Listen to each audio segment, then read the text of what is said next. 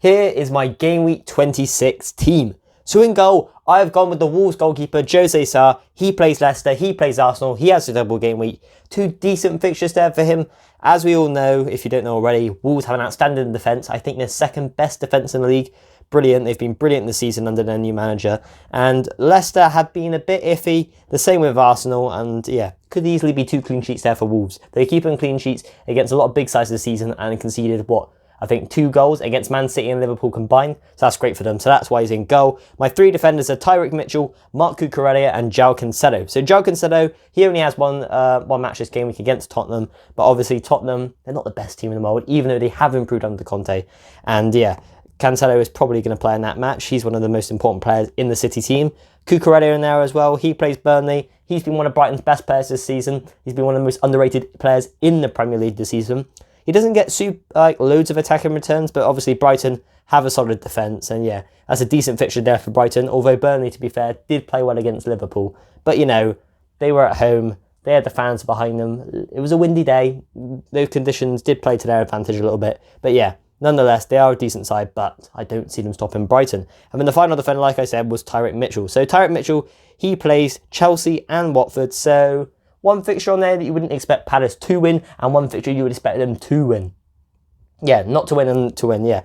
Watford, obviously, they've sort of fallen off a cliff recently. They haven't played very well at all for like the last 3-4 months, so they've been pretty poor. And then they've got Chelsea in there as well. And although Chelsea are a top side, they've been sticky of late. They have struggled to put the ball in the net in a lot of matches. And yeah, so don't write Crystal Palace off. And obviously, Crystal Palace over the years pulled off decent results against bigger teams. And then in the midfield, I'm going with Conor Gallagher. Yes, he will miss the Chelsea game, but I think it's worthy enough to have him in there when he plays Watford. I'm looking at my bench. I've got Kostas Tsimikas on there. I could bring him in, but he may play one of those matches against Norwich or Leeds, or none. We don't know. Johnson seems to be out of favour in Moyes' plans, and Ida has an injury. So, you know, may as well go with Gallagher. Not going to make any transfers this week too. And then we got Rafinha in there as well. He plays Liverpool as well as Man United. So one fixture on there against Man United, which you'd expect Leeds to score goals in. But at the same time, you can't write Man United off. They still have a bunch of quality players. And then he's got Liverpool in there. And as I'm a Liverpool fan, I really want them to win. But, you know, if we win 5-1, you could easily give Rafinha a goal. I don't mind too much.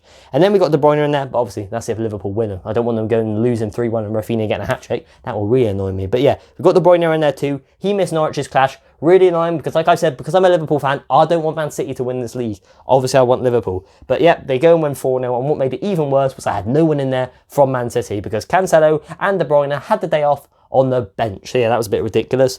And then the last 2 players are Jota and Salah. And both of them are absolutely outstanding players, the 2 top scorers in the Premier League, and also they've got a double game week. Jota has Norwich and Leeds, and Salah has Norwich and Leeds too. So I'm putting the captain's armband on Salah. I'm actually might put the triple captain armband on Salah. The triple one, yes, I know. I've been waiting 26 weeks to do this, but I think this is the time, because although Salah hasn't looked at his best coming back from AFCON, these 2 fixtures there look really mouth-watering, especially as they're at Anfield. So yeah, hopefully he can get goals in them. And obviously Diogo Jota in there, he's a top player too, and hopefully he can get goals and assists in there as well. And then the 2 strikers are Ollie Watkins and Mikel Antonio. So Mikel Antonio, he's sort of gone off the boil a bit recently, but he plays Newcastle. And Newcastle aren't much of a write-off team as they were before they brought in all the new players and got their new manager, because they are starting to do well. But, you know, West Ham are a top side, one of the top sides in the league, in that top 7 or 8 teams, I reckon. And yeah, you would expect them to beat Newcastle, especially at the London Stadium.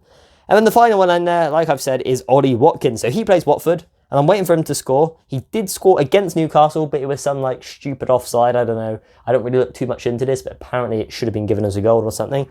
And yeah, he played against Leeds as well and didn't do anything, which is really annoying. But Villa have still got a decent set of fixtures. They play Watford, Brighton, Southampton, West Ham, Arsenal in their next 5 matches. So that's pretty decent there. 2 green ones, 3 grey ones. And you expect Ollie Watkins, the main striker in our Aston Villa team who have looked really great recently, to get on the score sheet or do something in terms of providing goals in the next several game weeks. But yeah, that's my team there. The door just opened.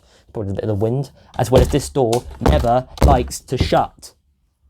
Look, it just doesn't shut. You really got to slam this in. But yeah, nonetheless, that is my team there. I've got a bit of a cold. You know... Also, if you have any questions, put them in the comment section. Obviously, if you have enjoyed this video, hit the like button and the subscribe button, and I'll catch you in the next one.